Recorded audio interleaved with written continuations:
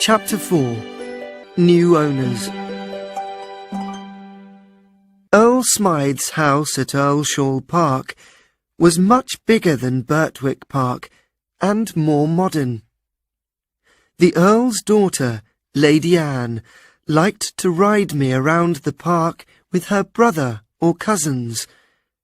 I enjoyed these rides, which were sometimes with Ginger, and sometimes with another young horse called Lizzie.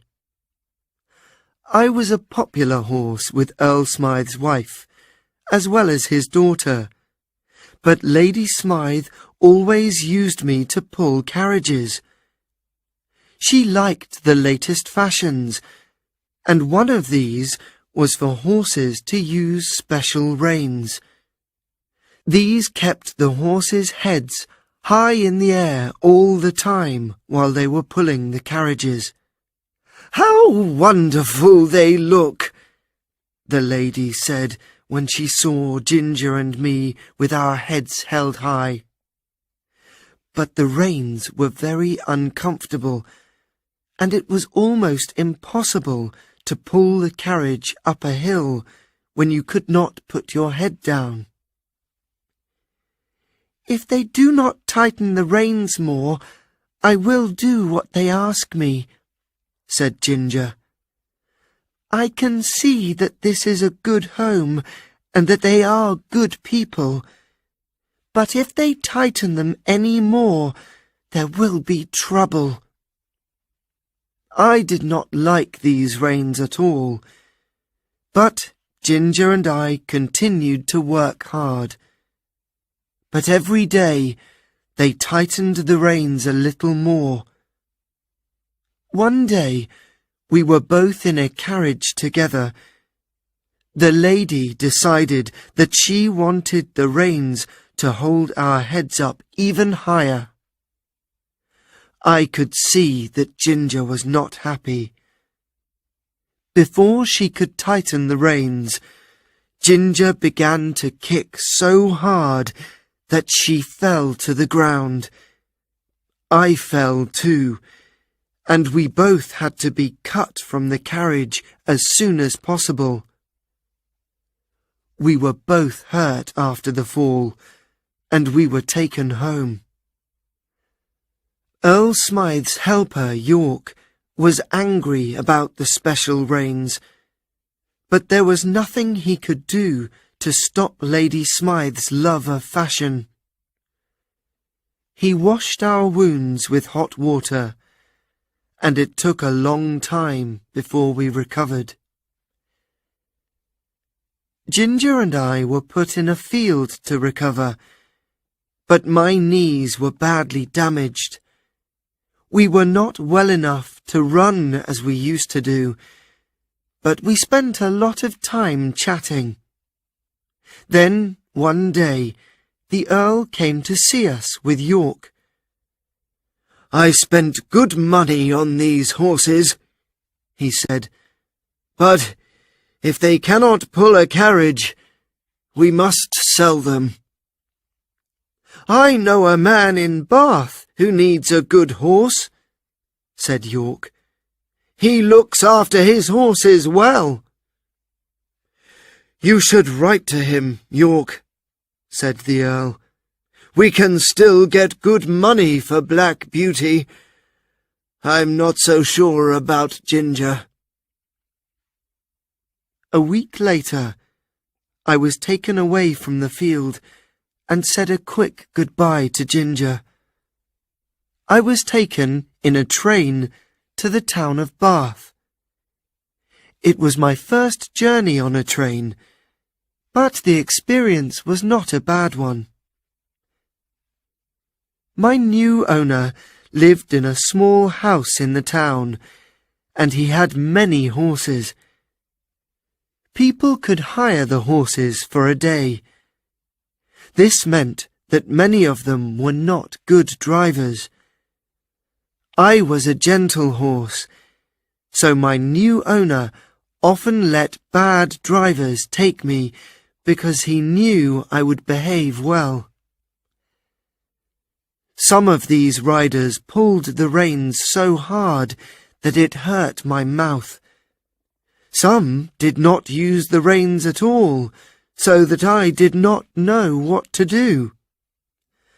Others did not understand that a horse cannot work when it has a stone in its foot. One driver complained that he had hired a bad horse because I could not walk very fast. The stone in my foot was very painful, and it was very difficult for me to get home again. However, there were also good drivers in Bath. One of these liked me so much that he asked my owner if his friend could buy me, and soon I had another new owner. His name was Mr. Barry. He was a businessman who had little exercise, and his doctor advised him to ride a horse to keep him healthy. He had a helper called Filcher to look after me, and bought me the best food he could find. Filcher was good to me, and for a time I was happy. I did not know then that my life was not going to be happy for long. Filcher began to give me less food each week, and I became hungry. I had less energy and started to feel exhausted all the time. When Mr. Barry visited a farmer friend in the country, the friend said, "Your horse does not look the same. Has it been ill?" "No, but Filcher told me that horses often have less energy in the autumn and that it's nothing to worry about," Mr. Barry replied. "That's not true," cried the farmer. "If you buy good food for this horse, then it isn't eating it. Something else is. I suggest that you give this horse some good food for the next few weeks, and I advise you to watch your helper. There are some men who will steal food, even from an animal." Of course, I knew what happened to my food. Filcher put most of it into a basket and took it home. His family kept rabbits, which they sold at the market, and my food was given to them. Mr. Barry called the police after this, and they later arrested Filcher. This experience made Mr. Barry feel bad, and he decided to sell me. I was taken to a market for horses. There were horses there of all shapes and sizes. Some were tall and strong, others were old and sick. It worried me to see some of the horses who looked very thin. Would I be like that one day? I stood with 3 other strong-looking horses, and many people came to look at us. The men who thought about buying me opened my mouth, looked in my eyes, and felt my skin. Many of them saw that my knees were damaged, and some were rough with me. There was one man, however, who felt my legs gently and spoke softly. I liked him and hoped he would buy me. "I think we'll be good for each other," he said. He gave £24, and I had another new owner. Chapter 5. The Life of a Taxi Driver. My new owner gave me food before he rode me for many kilometres towards London. It was getting dark, and the lights were on in the streets when we arrived in the big city. There were streets to the left and streets to the right, and I thought we would never arrive. Finally, however, my owner gave a call, and a door opened in a small house. A woman and 2 children ran out. "Is he gentle, father?" called the girl. "Yes, he's as gentle as you are. Come and say hello," he said.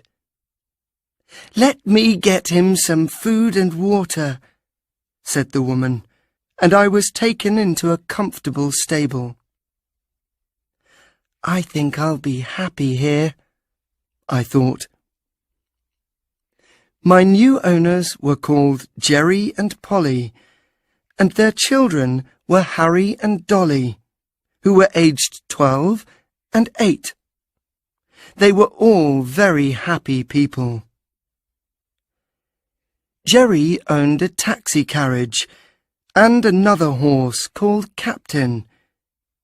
The next day, Captain went out with the taxi carriage in the morning. Then it was my turn in the afternoon. Jerry was a very good driver and was very kind to me.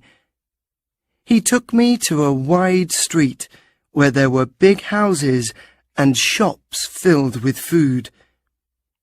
There were many other taxis stopped outside the shops, waiting for passengers. The other drivers said hello to Jerry, and then came to look at me. "He's too handsome to pull a taxi," said one. "Well," said Jerry, "I'll soon find out, won't I?" Then the owner of the taxi business came over, a tall man called Mr. Grant. He studied me as if he wanted to buy me. Then he said, "He's a good horse. He will do well for you, Jerry." The first few days of pulling a taxi were difficult. I did not find it easy in London. There was so much noise and so many people. It was difficult to find my way between all the other carriages, but in time I began to trust Jerry, and I stopped worrying. At the end of the day, I was given good food and fresh water. Harry always helped to look after me, and worked as hard as a much older boy. And Polly and Dolly also came to see me often. Jerry was the best owner I have had. Jerry was always kind to me, but he was not always happy with his passengers. One day, 2 young men came out of a hotel and called him over. "Hey, taxi driver! We're late for our train. Go as quickly as you can so we can catch the 1 o'clock train. We will give you an extra £1," said one of them. "I will take you, but only at our usual speed," said Jerry. Another taxi driver heard him and called out, "I'll go fast for you. He won't go fast because he loves his horse." The men laughed and jumped into the other taxi. "I must always think about my horse," said Jerry. "£1 won't help if it makes my horse too tired to take other passengers for the rest of the day." Jerry was a very good driver, and with a light pull of the reins, he drove me carefully among the carriages, horses, people, and taxis that filled the streets, some going one way, some the other. I always felt safe, because I trusted Jerry. Holidays were not common for taxi drivers. Many of the taxi drivers did not own their horses, but hired them each day. That meant they had to work very long hours without a rest to get enough money. Some of them were not like Jerry and always had to work for 7 days a week. I felt sorry for both the horses and their drivers. One day, a carriage arrived outside a park where we were waiting to take a family home. The horse that pulled the carriage looked very thin and very old. She had sad eyes which looked at me carefully. "Black Beauty?" she said quietly, and then coughed. It was Ginger. Ginger looked so very different. She told me about her life since we lived at Earlshall Park. First, a wealthy man bought her, but she was not able to run very fast after her fall, and she was soon sold again. She had many new owners, each one paying a little less money for her. Then I was bought by a man who has many horses and hires them to men who need them for taxi carriages, she continued. But I'm not strong enough for this work. The men hit me hard when they want me to go faster. I work every day without any break.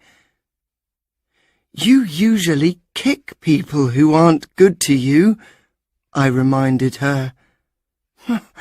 I'm not strong enough to do that now, she said. Men are always stronger than me. If they can get me to work longer hours for more money, they will. I know life is difficult for them too. They always think about their families before they worry about their horses. At that moment, a man came up to her and began to drive her away. "Goodbye, Black Beauty," she said. "You've always been my best friend." I never saw poor Ginger again. I worked hard for Jerry all year. It was not easy work, but I enjoyed helping people. One day, we saw a poor woman in the street. She was carrying her small son. "Please, sir, how do I get to the hospital? My son's ill, and I do not know London." "It is 5 kilometres," said Jerry. "You cannot carry your son that far. I'll take you. You don't have to pay me." The woman was very pleased, but before she could get into the taxi, 2 men jumped up in front of her. "Take us to Regent Street," called one of them. "This woman is taking the taxi," said Jerry. "Our business is important. We were first in the taxi. She can wait."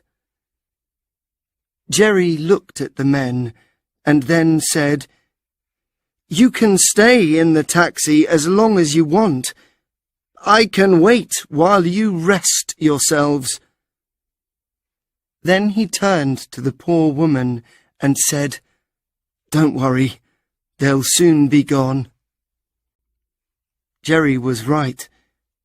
Soon the men angrily got out of the taxi and walked off down the road. Jerry then helped the woman into the taxi. We left the woman and her son at the hospital, and as we were leaving, a wealthy-looking woman called us over. "Jerry Barker? Is it you?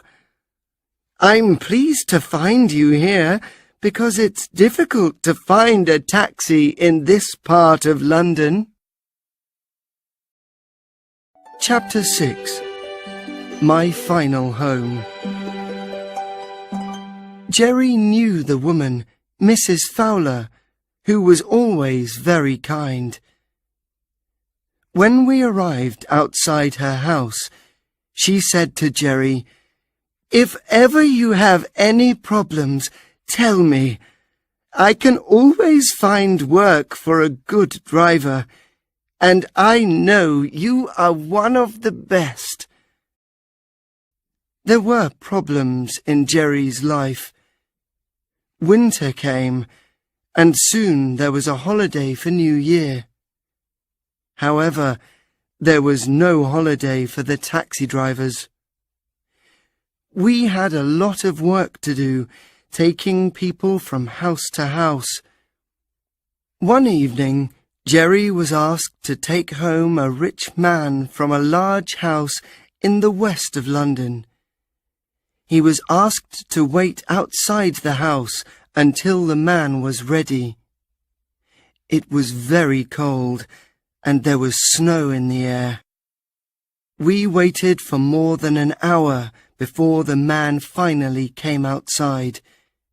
He did not apologize and was angry when he had to give Jerry money for the time he waited outside in the street. This man changed our lives forever. When we finally arrived home that night, I was very cold and tired, but Jerry was worse. He coughed all the time. The next day, Harry came to feed me, but I was not put in the carriage. The same happened for 2 more days. I knew Jerry was very ill. Jerry slowly recovered, but the doctor told him not to drive taxis anymore if he wanted to stay healthy. So, Polly wrote to Mrs. Fowler and asked if she had any work for Jerry. A few days later, Mrs. Fowler wrote back. She wanted Jerry to work for her and said that the family could move to a small cottage near her house. This was very good news for the family, but bad news for me. I knew that they would sell me, and I was becoming old. Would I ever have such a happy home again? I was sold to another taxi driver called Skinner. I am sure that this was the same man who made Ginger so weak and sad. We worked 7 days a week, and I never had a good rest or enough to eat. One day we waited outside a station for a train to arrive. A family of 4 asked Skinner to take them home with all their luggage. The daughter peered at me and said, "I don't think this poor horse can carry us and all our bags. He looks very weak." "He'll be fine," cried Skinner. "Don't worry about him."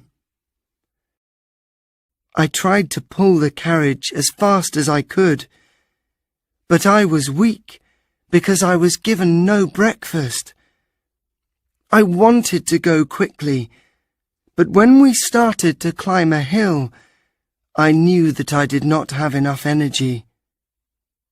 I thought that I could not breathe, and suddenly fell onto the ground. I could not move, and I was sure that I was going to die. After some time, someone gave me water, and I slowly stood up. I was taken inside and given some food. A vet came to look at me and told Skinner that I needed good food and rest. But Skinner said that I was no good if I couldn't work. He decided to sell me. When I was well enough to travel, I was taken to another market for horses outside London. Once again, I was with horses of all ages and sizes. This time I was put with the horses that were old or ill-looking. I did not think anyone would want to buy me now. The people who looked at me were also very poor and wanted to buy a horse for as little money as possible. However, not all of the men were poor. An old farmer with a kind face and his grandson stopped to look at me. "This one looks kind and intelligent," said the boy. "Can we buy him?" "He's old," said the farmer. "I'm sure he used to be a good horse, but there's not much he can do now." "He's not as old as he looks," said the man who took me to the market. "He was used for driving taxis and became ill. With a little rest, he'll be a good horse again." The farmer thought for a time, then decided to buy me. His grandson was delighted. My new owner was called Mr. Thorogood. He took me to a large field, and I was given good food every day. The grandson, Willie, looked after me very well. When spring came, I felt strong again, and they let me pull a small carriage. "I'm pleased we bought this one," said Mr. Thorogood. "He's a good horse, and not old at all." The old farmer wanted to find me a place where I could work, and took me to the home of Miss Bloomfield. She lived with her 2 sisters. "We need a new horse," she said, "but this one does not look very well. Look at his knees." "He has had a difficult past, I'm sure," said the farmer. "But you won't find a better horse than this. Try him. If you don't like him, I'll take him back." In the morning, a young man came to take me to their home. He looked at me. "He has a white foot and a white star on his forehead, like Black Beauty," he said. "Gosh, I think it is Black Beauty. Do you remember me? I'm Joe Green, the boy who made you ill." I remembered the small boy, not this tall, strong man, but I knew it was Joe, and I was happy to see him again. "I can see that not everyone has treated you well," he said, "but you're a good horse. We should keep you, that's for sure." Joe told the women that I was once Squire Gordon's favourite horse, and when they took me for a drive, I knew they were pleased with me. I have lived in this happy place for a year. Joe is now very good at looking after me. My work is easy, and I feel strong and healthy again. So here my story ends.